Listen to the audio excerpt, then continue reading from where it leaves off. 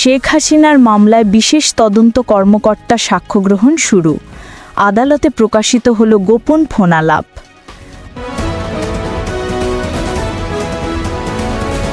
King news. Akter হোসেনের ওপর হামলার ঘটনায় শিবিরের ক্ষোভ, ফ্যাসিবাদ বিরোধী শক্তিকে স্পষ্ট সতর্ক বার্তা।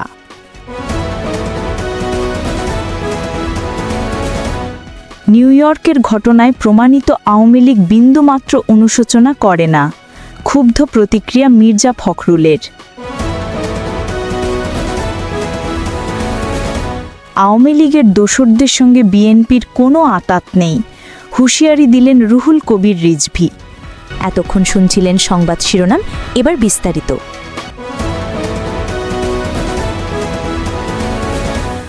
Breaking news. মানবতাবিরোধী অপরাধের মামলায় সাবেক প্রধানমন্ত্রী শেখ হাসিনা ও সাবেক স্বরাষ্ট্রমন্ত্রী আসাদুজ্জামান খান কামাল সহ ৩ আসামির বিরুদ্ধে সাক্ষ্য গ্রহণ শুরু। আজ বুধবার ২৪ সেপ্টেম্বর দুপুর ১টায় আন্তর্জাতিক অপরাধ ট্রাইব্যুনাল ১ এর চেয়ারম্যান বিচারপতি গোলাম মর্তুজা মজুমদারের নেতৃত্বাধীন বিচারিক প্যানেলে এ সাক্ষ্য গ্রহণ শুরু হয়। প্রসিকিউশনের পক্ষে আদালতে উপস্থিত ছিলেন প্রসিকিউটর মিজানুল ইসলাম, গাজী এম.এইচ. তামিম, ফারুক আহমদ ও আব্দুস সাত্তার পালোয়ান।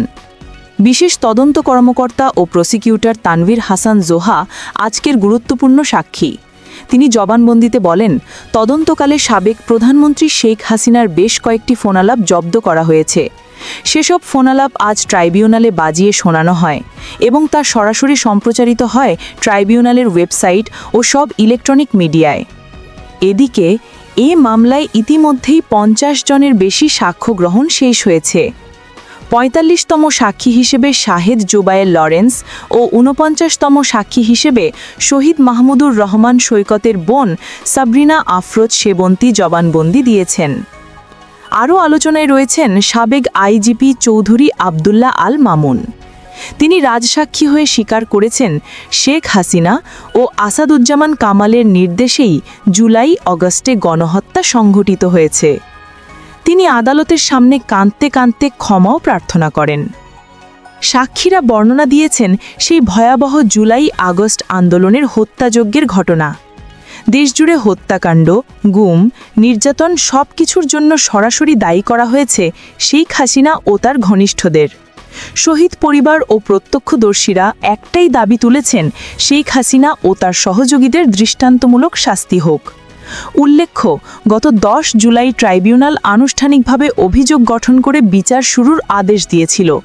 প্রসিকিউশন তাদের বিরুদ্ধে মানবতাবিরোধী অপরাধের ৫টি অভিযোগ এনেছে। অভিযোগপত্র বিশাল, মোট ৮,৭৪৭ পৃষ্ঠা, যেখানে দালিলিক প্রমাণ, জব্দ তালিকা, শহীদদের নাম এবং তদন্ত প্রতিবেদন অন্তর্ভুক্ত রয়েছে। ৮১ জন সাক্ষীর সাক্ষ্য শোনার সিদ্ধান্ত হয়েছে। আজ শুরু হলো সবচেয়ে গুরুত্বপূর্ণ অংশ, বিশেষ তদন্ত কর্মকর্তার সাক্ষী। ট্রাইব্যুনালের প্রত্যাশা শীঘ্রই যুক্তিতর্ক শুরু হবে এবং ইতিহাসের ভয়াবহ অপরাধীদের বিরুদ্ধে ন্যায় বিচারের রায় আসবে।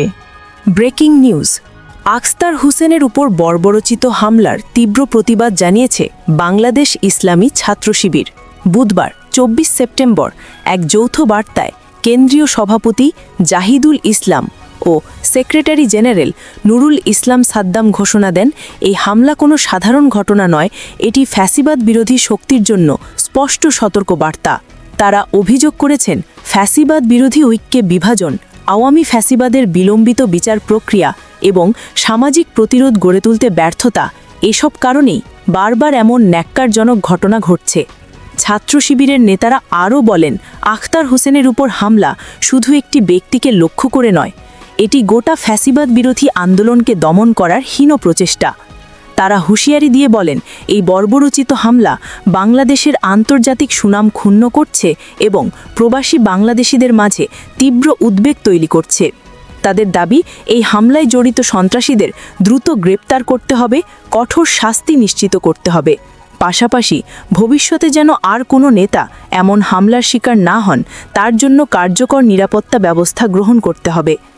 ছাত্র শিবিরের তীব্র হুঁশিয়ারি, ফ্যাসিবাদের মুখোশ ছিঁড়ে ফেলতে না পারলে বাংলাদেশ আরও অন্ধকারে নিমজ্জিত হবে।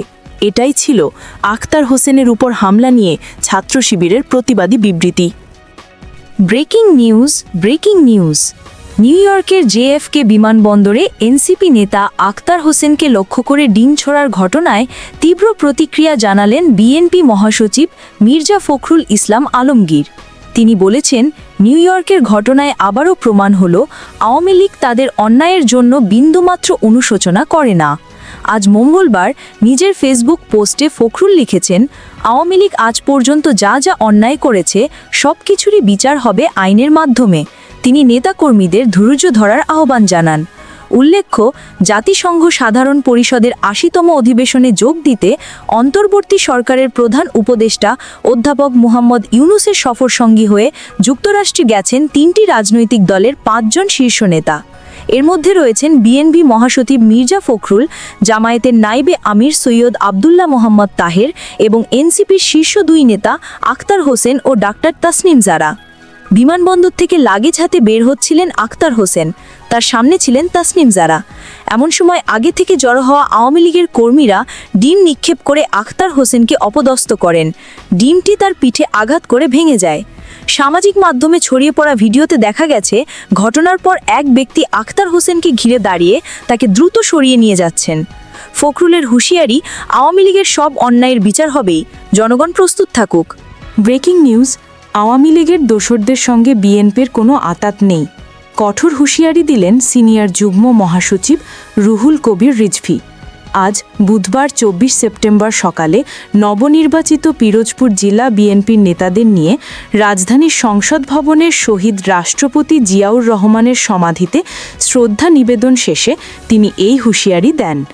রিজভী বলেন, আওয়ামী লীগের দোসরদের সঙ্গে বিএনপির কোনো আতাত নেই, আর এই দোসররা যেন খোলস পাল্টাতে না পারে সে বিষয়ে নেতাকর্মীদের সতর্ক থাকতে হবে। তিনি শেখ হাসিনাকে আখ্যায়িত করেন ভয়ঙ্কর ফ্যাসিবাদী দুঃশাসনের প্রতীক হিসেবে। বলেছেন, বহু ধরনের ষড়যন্ত্র আর মাস্টার প্ল্যান চলছে, কিন্তু জুলাই শহীদদের রক্ত কোনোভাবেই বৃথা যেতে দেওয়া হবে না। রিজভির অভিযোগ, নিউ ইয়র্কে অন্তর্বর্তী সরকার দক্ষতা দেখাতে পারলে ফ্যাসিবাদের দোসররা কোনোভাবেই এমন কর্মকাণ্ড ঘটানোর সাহস পেত না। সরকার কার্যকর পদক্ষেপ না নেওয়ায় সেই দোসরের প্রেতাত্মারা দেশে নামছে, বিদেশের মাটিতেও কার্যক্রম চালাচ্ছে। তিনি দুদকের কঠোর সমালোচনা করে বলেন, দুর্নীতি দমন কমিশন অর্থ লুটের টাকা ফেরত আনতে ব্যর্থ, বিচার করতেও ব্যর্থ। দুদক দৃশ্যমান নয়, অথর্বের মতো কাজ করছে।